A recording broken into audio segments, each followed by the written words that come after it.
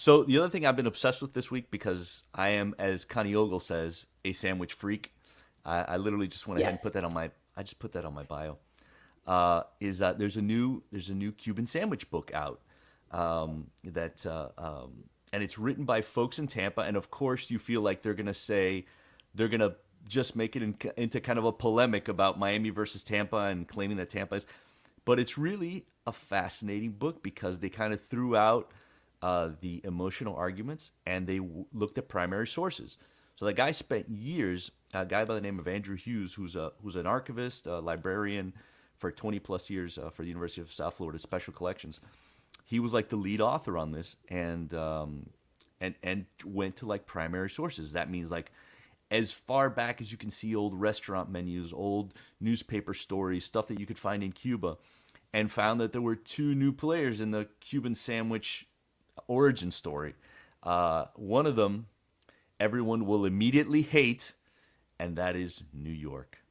There's a Yeah. 1901 reference to that. You I'm immediately going hate to that, right? say hardcore no. I'm not even from South Florida, but I don't care if it's based on facts and data and like historical documents. The New Yorkers can't have this. They've taken so much from us.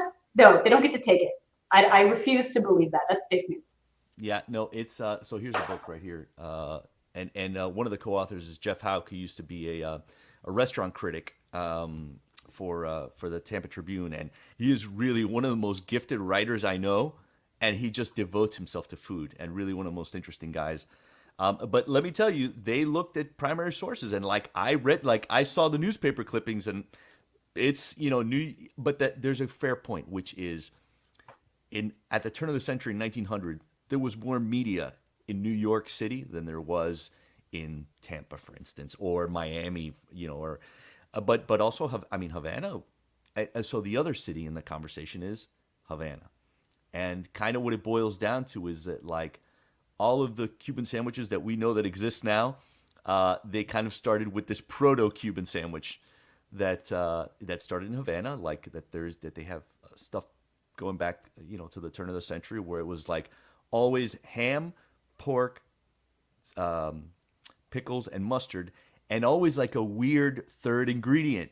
Like, and by weird I mean like mortadella, yes, foie gras, what we call it, like a well they called it like a liver pate, which Cubans make this thing called una carne fria. Translates to like cold meat, Cold meat, yeah. which is and it's like a cold cut, like, and it's una carne fria. So there was that in it. Uh, Layers of chicken, layers of turkey. Turkey shows up in so many versions, Alex, because Interesting. because sandwiches at that time were a rich person's food. It was literally Yeah. like a little petit four, like they would like with ladies would have at their parties. And as Jeff Hauk told me, he's like, if a sandwich had, if you were eating something that had more than one protein in it, it was like a flex. It was the original gold wrap steak. I guess that does make sense, right? Because like, who's gonna go like kill a turkey and also get a pig and also this? Only the rich folks. Okay, but I need to know your take. Now that you are the most learned Cuban sandwich man in all the land, where do you think they came from? All right, Putting you on the hot spot. I'm literally just gonna go on sources. Like I have no dog in the fight. As a matter of fact, I've had Cuban sandwiches with salami in them, and they're good. And at home, I make them with chorizo because I think the chorizo adds a nice flavor. That was another thing that showed up.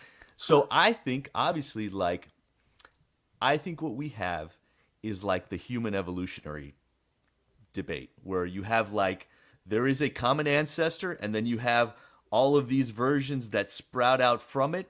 Some of these died, and we live in times where Neanderthal and anatomically modern human live together at the same time, and that's where you have the Tampa Cuban sandwich and the Miami Cuban sandwich, and those are the two most acceptable versions. I'm sure there's some version that's like in as this guy said, there's probably some version in Montana with liverwurst in it, but that's like the part of the family that nobody talks about. So Or Rocky Mountain oysters or something a little bit more local. exactly. No. Like it is very America to like take something that exists in another place and then call it, give it a name, and be like, we invented this.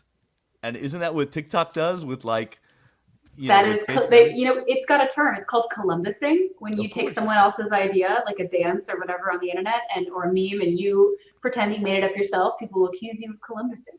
Yeah, so all the research is pointing towards Columbusing, but also that the term like that thing starts to pop up in several places at the same time. So not Miami because Miami came along. Cubans in Miami came along much further down the timeline. But like Tampa, New Orleans, New York, and Havana, because like New Orleans had a lot of big sugar I would camps. say I would love to know whatever New Orleans' take on a Cuban sandwich is. I bet it's delicious. I don't care what Right? they put in it. Maybe like shrimp, whatever. I'm down. I'm sure Oh it's man, great. Cuban sandwich with some scrimp in it. I'm okay with that. Yeah, dude. Oh, you're gonna put some Cuban sandwich, you'll put some shrimp in that Cuban sandwich.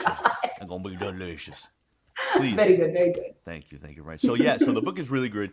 It's $25, and I got it from University of Florida Press, or University Press of Florida, and I recommend it. It's a quick read. I literally read it in a day, but only because I really wanted to read it in a day. But And you are a sandwich freak, as we have previously established. That's a and I am a very good sandwich. term for you. Yeah, and my plancha is in the hands of the sandwich aficionados, and they're in the process of getting it in shape. They're called Sunshine Polish and Plating. I really want to drop their names because like I already paid. Okay, so I'm not getting anything from it. But I think that like they do really cool things. Like they find like they do all kinds of plating of all kinds, from like car parts to to like refurbishing lamps and stuff. So Sunshine Polish and Interesting. Plating. So we'll see how it turns out. I'm Well, very you're gonna have to curious. update us. We need photos of whatever. Please God, make it a real sandwich that you make using Oh it once you yes. get it back. Oh yes. Oh yes. I think the first sandwich I make on it is gonna have to be a Cuban sandwich, right? That Like would make sense. Just yeah. to rechristen it again.